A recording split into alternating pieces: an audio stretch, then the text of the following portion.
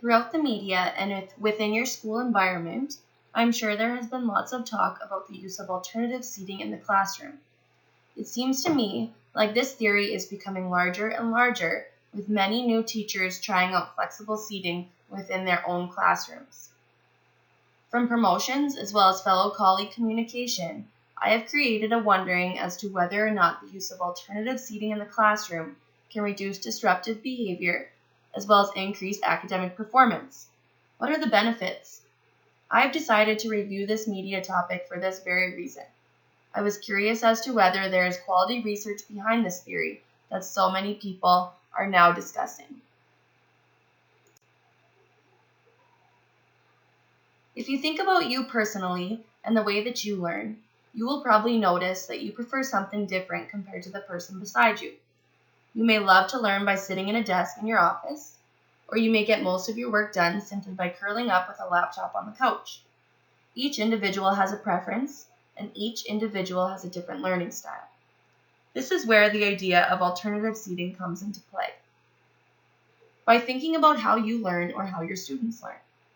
Some of the different alternative seating you may see are exercise balls, standing tables, pillows on the ground, or comfortable chairs, all different styles to fit each student's preference. This application claims that the use of alternative seating in the classroom can reduce disruptive behavior and improve academic performance through self-regulation. Sensory integration can help individuals' attention as well as productivity. With such a diverse population of students in today's society, a variety of sensory approaches can help create a positive learning environment to meet the needs of all students. An increase of physical activity can lead to an increase of performance, behavior, and health through the increase of flow of oxygen to the brain.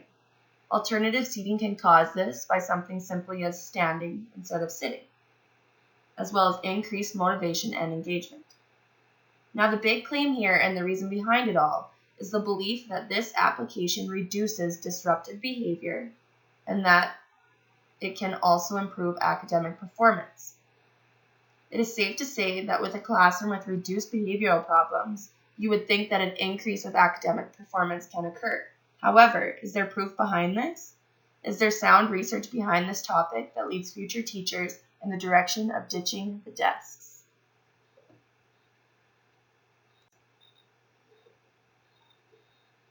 After reviewing many sources of information, many of the individuals that are providing the findings are getting their information out there through peer-reviewed articles as well as journals.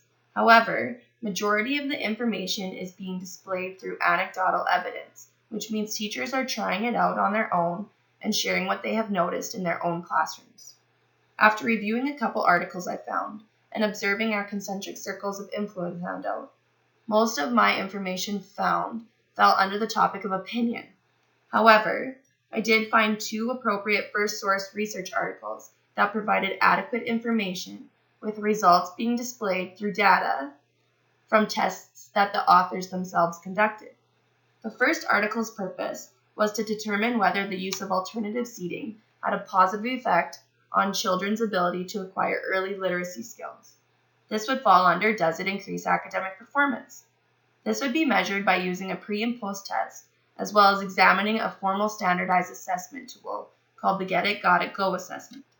This study tried to determine this by having early years age students sit in alternative seating during reading instruction and the practice of skills, as well as observe and tally on task behavior throughout the lessons. After conducting the experiment, the author found that a relationship may exist between alternative seating and classroom performance, but there was not enough research to date to back it up. She did, however, provide a table of off-task behavior before and after intervention that shows that there could be a large effect on behavior, as you can see in the table provided. If you take a look at the chart, you will notice before this intervention took place, the total times for off-task were significantly higher compared to after the use of alternative seating selections. You will also notice that every single day, the off-task behavior results decreased. This is a simple way of producing this information, but it is reliable. The second research I examined was whether young children with autism had increased engagement through the use of alternative seating. The authors had two test groups. One group sat on their typical seats, such as at a desk or on the carpet or on a bench, and the others participants sat on therapy balls. During the intervention phase, the group sat on therapy balls, and this study indicated substantial results that the use of therapy balls improved engagement and in-seat behavior.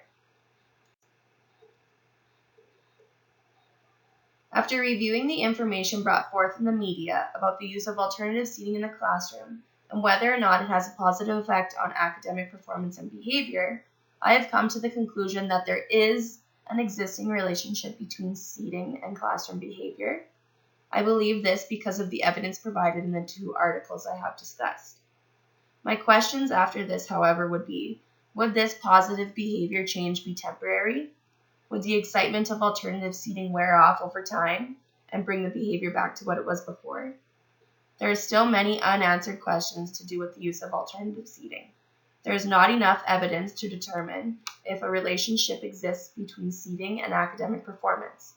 As I mentioned before, many of the findings were due to anecdotal evidence and anecdotal trials. Teachers are sharing their beliefs on the subject and what they are viewing due to their own trials. More research is needed before coming to a complete conclusion, but I do believe this topic is heading in the right direction.